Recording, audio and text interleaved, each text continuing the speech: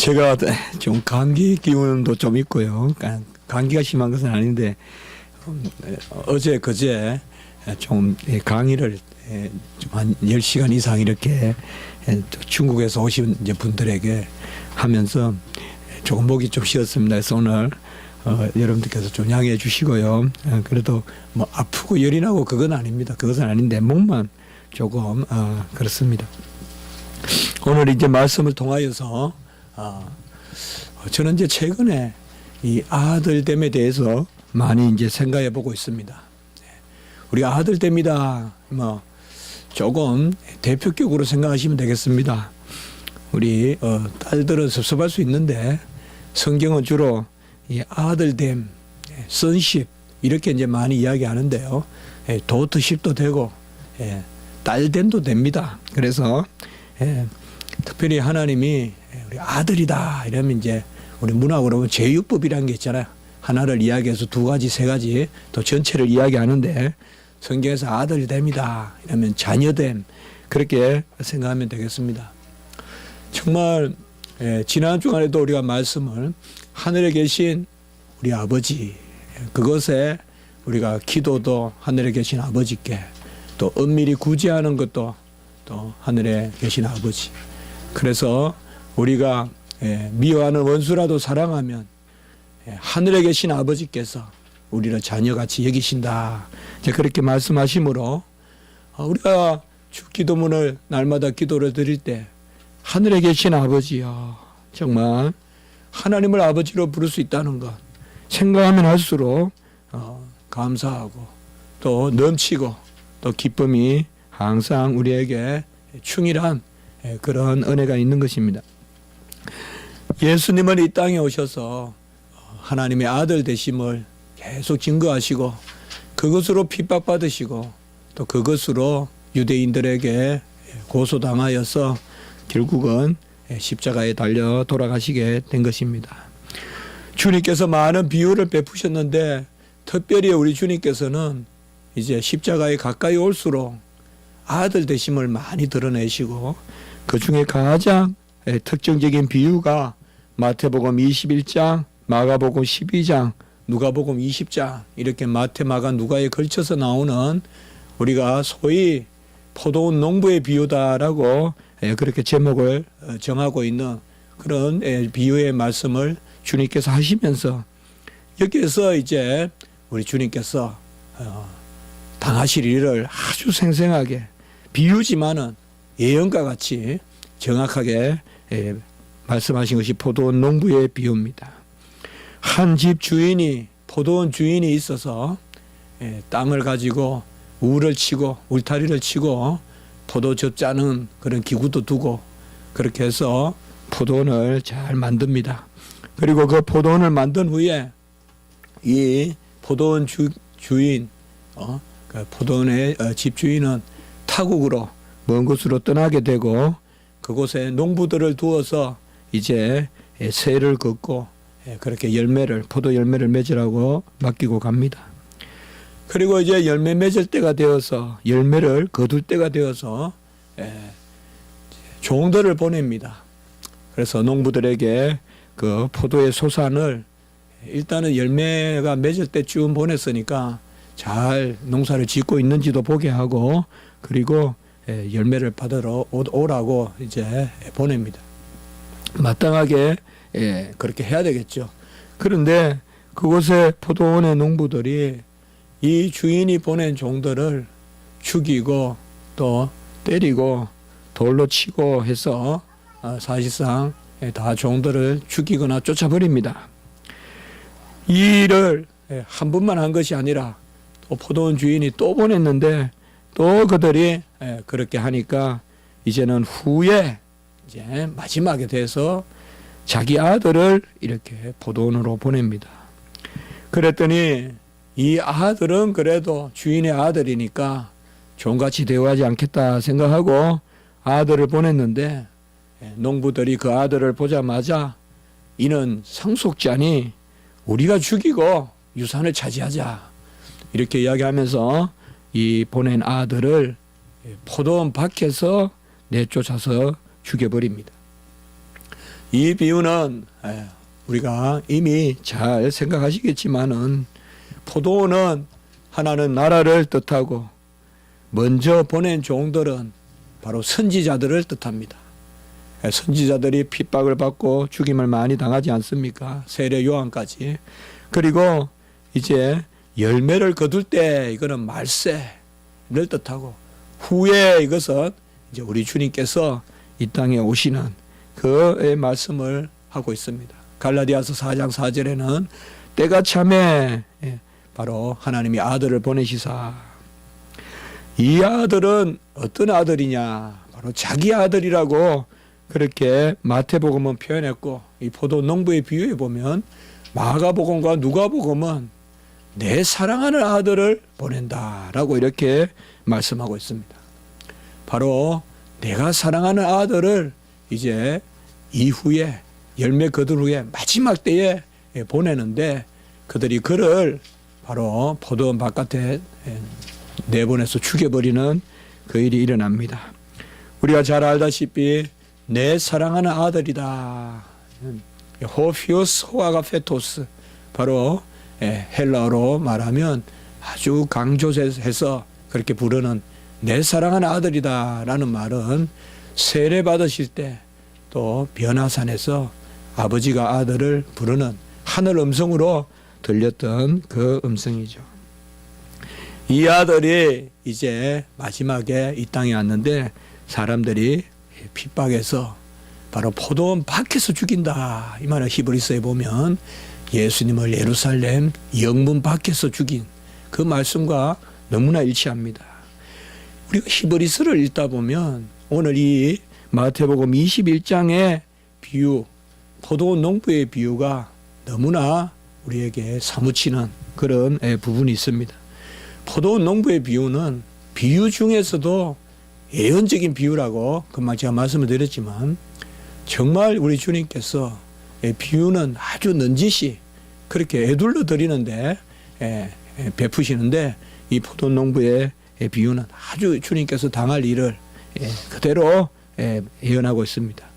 오늘 우리 히브리서 1장 제가 본문이 너무 길어서 여러분들이 분명히 좀 힘들어하지 않으실까 하면서도 1장 전체를 전할 수밖에 없겠다라고 생각한 것은 바로 전체적으로 이러한 아들 우리에게 보내주신 아들됨 또 이 땅에 오신 예수 그리스도께서 아들이심으로 우리가 누리게 되는 역시 우리의 자녀됨 혹은 아들됨 딸됨 그것을 오늘 말씀을 통하여 여러분과 나누고자 하는 것입니다.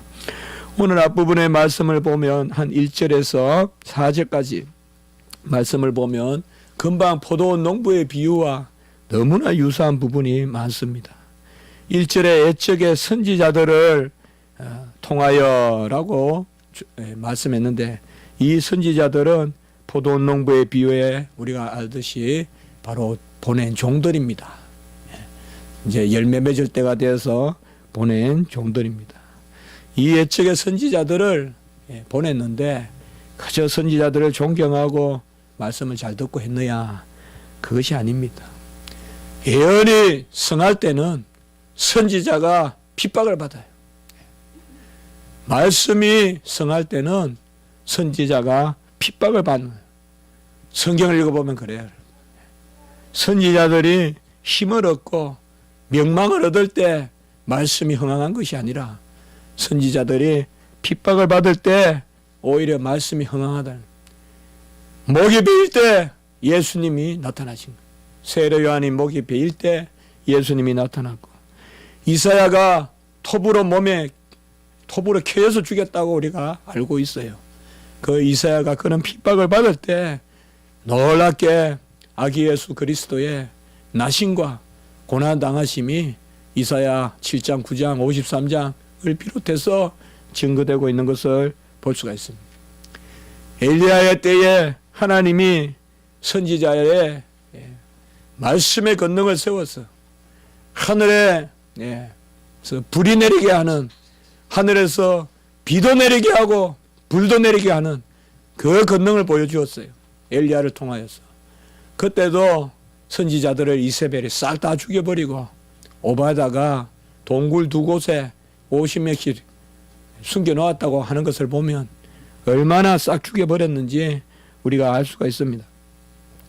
포도원 농부 비유에서도 보았듯이 먼저 때가 되어서 종들을 보냈는데 사람들은 돌로 치기도 하고 머리를 때리기도 하고 그리고 내쫓기도 하고 죽여버리기도 하는 모습을 볼 수가 있습니다. 이제 이후에 이래 선지자들을 보내서 다 핍박하고 마지막 선지자 세례 요한도 결국은 소반에 목이 당기는 그러한 순교를 당하고 난 다음에 이제 주님께서는 마지막 날에 아들을 보낸다. 오늘 2절에 보면 이 모든 날 마지막에 아들을 통하여 우리가 포도 농부의 비유로 말하면 열매를 맺을 때가 되어서 종들을 보내고 다 죽이니까 이후란 말이 나오거든요. 그 이후가 바로 이 모든 날 마지막에 누구를 보내셨느냐? 내 사랑하는 아들, 자기 아들, 오늘 2절에 아들을 보내셨다라고 이렇게 말씀하고 있습니다. 이 아들을 보냈는데 포도원의 농부들이 어떻게 했죠? 저가 상속자니 우리가 저를 죽여버려 유산을 취하자. 오늘 여기 말씀도 보면 2절의 후반부에 보면 이 아들을 만유의 상속자로 세우시고 히브리 기자는 분명히 예수님의 포도원 농부의 비유를 깊이 생각하고 오늘 말씀을 마치 기록하듯이 기록하고 있는 것입니다. 이 예수 그리스도께서 바로 아들이시요 만유의 상속자다. 상속자란 말이 구약의 표현으로 보면 기업이란 뜻입니다. 기업. 똑같은 말입니다. 크레로노모스라고 하는데 바로 만유의 상속자로 기업으로 모든 것의 상속자다. 크레로노모스 판톤 헬라어로 그렇게 표현하는데요. 모든 것의 상속자로 이 아들을 마지막에 보내셨다.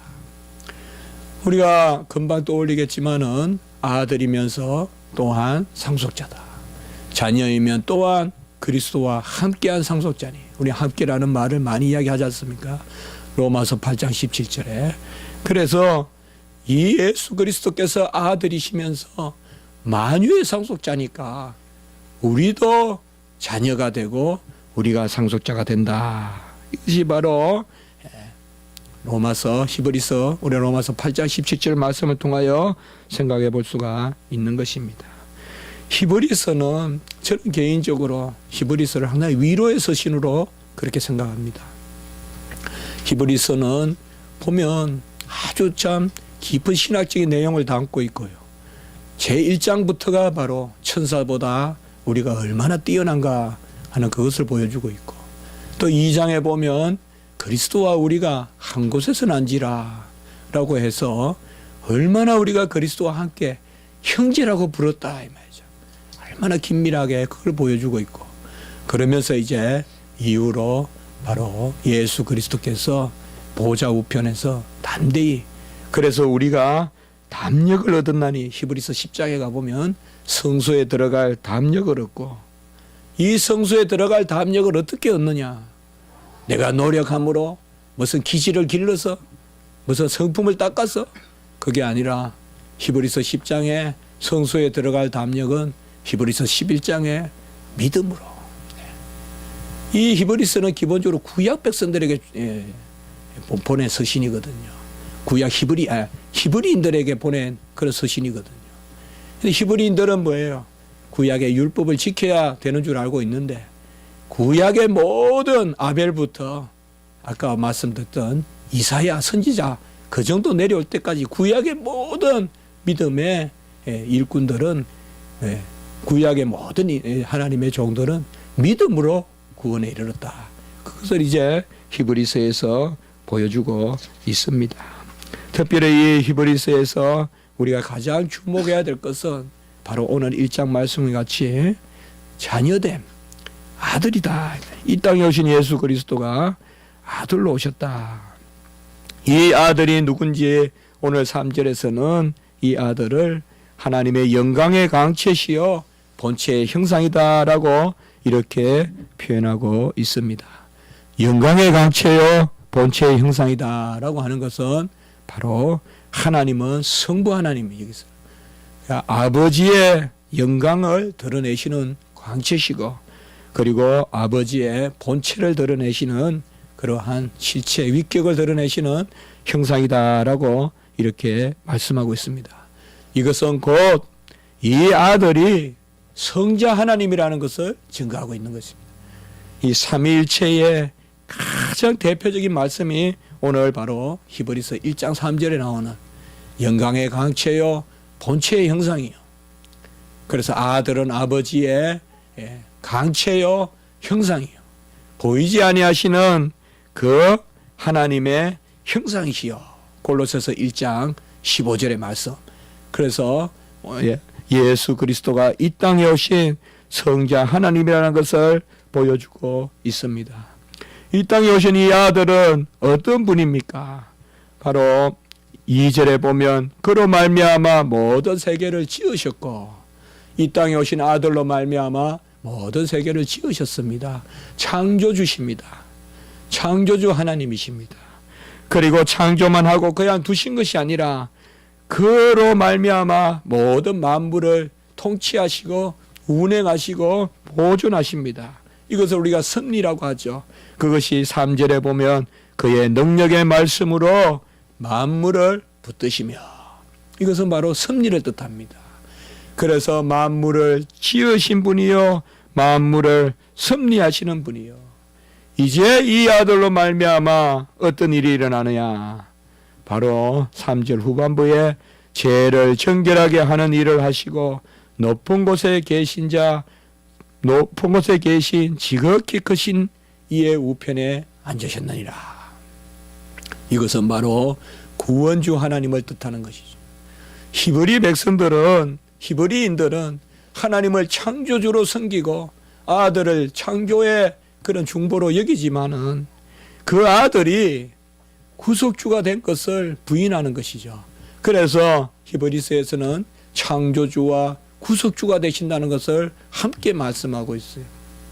영원히 계신 하나님의 아들, 그는 영광의 강체시요 본체의 형상이시요, 바로 보이지 아니하시는 하나님의 형상이시요. 이게 바로 아들 성자를 뜻하는데, 그로 말미암아 만물이 지어졌고 그가 만물을 붙들고, 그리고 그로 말미암아 구원의 역사가 나타난다라고 이렇게 말씀하고 있습니다. 이스라엘 백성의 믿음이 좋을 때는 삼위일체 하나님을 잘 믿었지만은, 우리가 지지난주와 또 지난주를 통하여 봤지만은 베델의 하나님, 여호와의 사자, 다 성자 하나님이다, 그런 계시, 성자 하나님의 계시를 봤지만은 이제 이 유대인들이 아수르로 막 인하여 북왕국이 멸망하고, 그리고 이방의 그런 신들이 많이 들어오고, 그리고 이제 요시아의 종교개혁 때쯤 되면 완전히 이스라엘이 이 하나님의 나라라고 볼 수 없을 만큼 폐허갑니다. 성전에 아주 창기들이 들어와 있고, 온갖 우상들이 성전 마당에 널브러져 있는, 그게 바로 이스라엘의 모습이었습니다. 그러니 이스라엘의 신앙이 온전하겠습니까? 요시아가 어릴 때 종교개혁을 했지만은 다시 돌이킬 수 없었습니다. 그래서 이스라엘의 신앙은 이제 아주 묵시적인 신앙이 되어버리고, 그릇된 묵시적인 신앙이 되어버리고, 그리고 천사 숭배 이런 것들이 들어오는 것입니다. 그러니까 이 히브리서에서 우리가 보면 이스라엘 백성들에게 헬라의 천사 숭배가 있어요. 우리가 알다시피 플라톤이나 이런 사람들은 보면 천사같이 되는 게 목표예요. 인생에 천사 숭배가 있어요. 그런 숭배가 들어왔어요. 그에 대해서 이제 오늘 말씀은 이스라엘 백성이 하나님의 자녀로서 부활의 백성으로 사는 그러한 도를 버리고 이스라엘 백성들을 천사 숭배에 빠져 있다 이 말이에요. 우리는 천사같이 되기를 바라지 않아요. 천사는 이 땅에서는 좋아 보일지 몰라도 하늘나라에서는 우리가 천사보다 나아요. 천사를 언제 자녀라 부르고 천사를 언제 자식이라 부르냐, 아들이라 부르고 딸이라 부르냐. 오늘 4절에 보면 그가 천사보다 훨씬 뛰어남은 이렇게 말하고 있습니다. 세상은 무슨 천사 이렇게 해서 이것저것 영화도 만들어 보고 또 이것저것 그림도 그려보고 하지만은 사실상 천사는 우리가 사모할 것이 못 되고 흠모할 것도 못 됩니다. 이들이 천사를 숭배하고 하니까 4절에 더욱 아름다운 이름을 기업으로 얻으셨다라고 이렇게 말씀하고 있습니다. 천사됨이 아니라 자녀됨이고 바로 우리가 그것을 누리도록 예수님께서 이 땅에 오셨다는 것입니다. 우리 주님은 아버지가 없이 나셨고 동정녀 마리아 남자를 모르는 여자에게서 여자의 후손으로 이렇게 나셨습니다. 하나님의 선포는 영원하신 하나님의 아들, 그가 하나님의 아들이시, 아버지의 아들이세요. 그래서 성자 하나님은 아버지가 없이 나셨어요. 그래서 영원히 계신, 오늘 제가 설교 제목을 아들이 아들로 오심, 무슨 말이냐. 앞에 아들은 영원하신 하나님의 아들, 뒤에 아들은 사람의 아들, 여자의 후손, 비로소 영원하신 하나님의 아들이 아들로 왔다는 것입니다. 천사는 지어졌다라고 말하지만은 천사는 태어났다고 말하지 않습니다. 이 땅에 오신 여호와 기름 부음 받은 자는 시편 2편 2절 바로 아들로 오신 것입니다. 오늘 5절에 보면 시편을 인용하죠. 너는 내 아들이라 오늘 내가 너를 낳았다라고 이렇게 말씀하고 있습니다. 시편 2편은 우리가 바로 이 구절을 꼭 기억해야 됩니다. 너는 내 아들이라 오늘날 내가 너를 낳았도다. 때가 참에 하나님이, 예수님이 이 땅에 여자의 후손으로 왔다는 것입니다. 오늘날 때가 참에 아까 포도원 비유로 말하면 열매를 거둘 때에 바로 여자의 후손으로, 특별히 왜 여자의 후손이라 했느냐. 동정녀 마리아에게 나시고 그리고 하나님의 아들이 이 땅에 오시기 때문에 그러한 것입니다. 시편에서는 예수 그리스도가 이 땅에 오실 것을 48번이나 최소한 예언하고 있습니다. 그리고 16시편에서 48번 동안이나 그렇게 이야기하고 있는데요. 특별히 다윗의 후손으로 이 아들이 올 것을 말씀하고 있습니다. 오늘 5절 후반부에 보면 나는 그에게 아버지가 되고 그는 내게 아들이 되리라. 가장 중요한 구절을 지금 말씀하고 있어요. 우리가 구약의 아들됨이라면 가장 먼저 시편 2편, 그 다음에 아들됨이다 이라면 사무엘하 7장을 떠올려야 돼요. 사무엘하 7장은 바로 다윗과 왕조의 언약을 맺었거든요. 같이 합시다. 왕조 언약. 왕조 언약이죠. 이제 후손에게, 다윗의 후손이 왕이 된다는 거죠. 그때 그 왕을 누구로 부르느냐? 아들이라고 불러요. 아들이라고. 그래서 사무엘하 7장 14절에서 16장에 보면 나는 그에게 아버지가 되고 그는 내게 아들이 되리니 내 집과 내 나라가 내 앞에서 영원히 보존되고 내 왕위가 영원히 견고하리라. 그 이스라엘 백성에게는, 구약 백성에게는 이 믿음이 있었어요. 왕은 아들이다 이 말이에요. 아들이 왕이라는 거예요.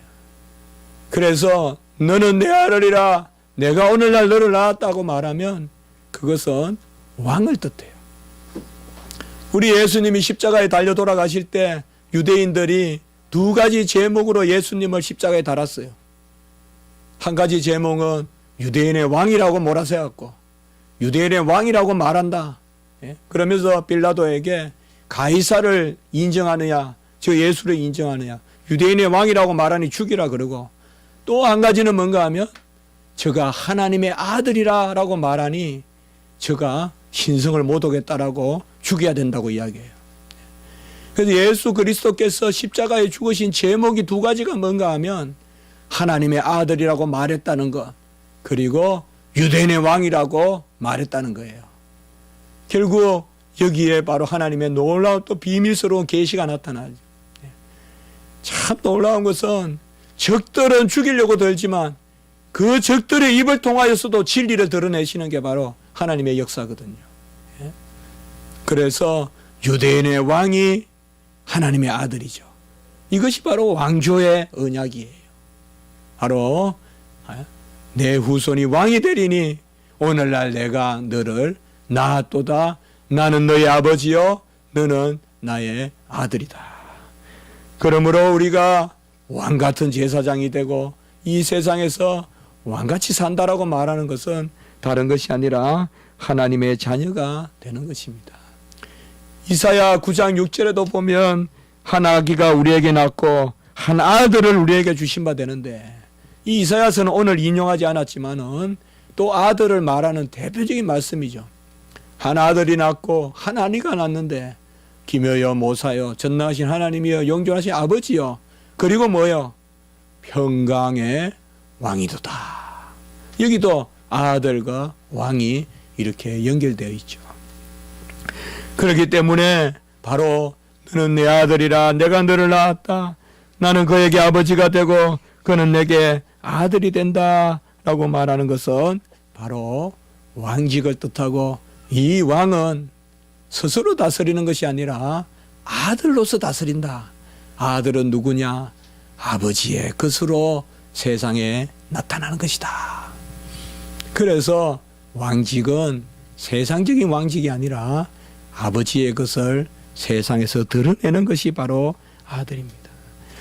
오늘 이 히브리서의 말씀에 보면 우리가 주목해야 될 것은 이제 5절까지는 이 땅에 오신 예수 그리스도가 아들이시고 그가 창조주요 섭리주요 구속주요, 그가 바로 천사보다 뛰어난 이름을 가졌고 그가 왕이요, 이것을 말씀하고 있어요. 그러나 더 중요한 것은 거기에 그치는 것이 아니라 6절에 숨어 있어요. 또 그가 맏아들을 이끌어, 맏아들이라는 거예요. 맏아들. 쉽게 말하면 원어로 보면 첫 번째 아들이에요. 그냥 프로토코스, 첫 번째 아들이에요. 이 말이 뭐예요? 첫 번째 아들이라면 두 번째 아들도 있고 세 번째 아들도 있을 거 아니에요. 그래서 히브리서 1장에서 우리가 5절까지는 예수님의 어떠함을 읽어야 돼요. 물론 전체 다 예수님의 어떠함이지만 6절에 바로 우리의 어떠함이 숨어 있는 거예요. 우리는 예수님이 형이에요, 오빠예요. 예수님은 우리하고 동시대예요. 마태복음에 보면 예수님에 대해서 끝이 난 거예요. 이제 더 이상 대가 안 내려가요. 영생에 대해, 믿음에 대해는 예수님에 대해요. 왜요? 예수님은 우리를 형제라고 부르고 오누이같이 여기기 때문에 그래요. 그게 바로 하나님을 아버지로 우리는 예수와 함께 자녀됐다. 그렇게 본다면 예수님은 맏아들이다. 이스라엘 백성에게 하나님의 아들이 우리 형이고 하나님의 아들이 우리 오빠라고 말하니 이것이 얼마나 큰 은혜가 되냐 이 말이죠. 그들이 과연 이것을 어떻게 받아들였겠냐 이 말이죠. 그것이 바로 이 히브리서의 놀라운 복음인 것입니다. 놀라운 복음인 것입니다. 하나님의 아들이 바로 우리의 맏아들이고, 우리가 2장 11절 평생 기억해야 될 말씀 2장 11절 읽어봅시다. 히브리서 2장 11절 같이 읽습니다. 히브리서 2장 11절 같이 읽습니다. 시작. 거룩하게 하시는 이와 거룩하게 함을 입은 자들이 다 한 근원에서 난지라. 그러므로 형제라 부르시기를 부끄러워하지 아니하시고, 거룩하게 하시는 이는 예수 그리스도시요 거룩함을 입은 자들은 우리죠. 저는 이 말씀을 정말 받을 수가 없어요. 얼마나 이게 감사한 말씀이에요. 다 한 근원에서 난지라. 예수나 우리나 다 한 근원에서 난지라 이렇게 표현해 주고 계세요. 예수님도 아버지에게서 났고 우리도 아버지에게서 났고 다 한 근원에서 난지라. 그러므로 형제라 부르시기를 부끄러워하지 아니하시고. 그래서 우리가 예수님과 형제다. 여기도 형제라고만 하니까 왜 형제만 썼습니까? 라고 여성 신학자들은 이야기할지 모르겠지만 대표격으로 썼다. 그래서 우리 오빠가 되시고 우리야 그런 분이 되시다.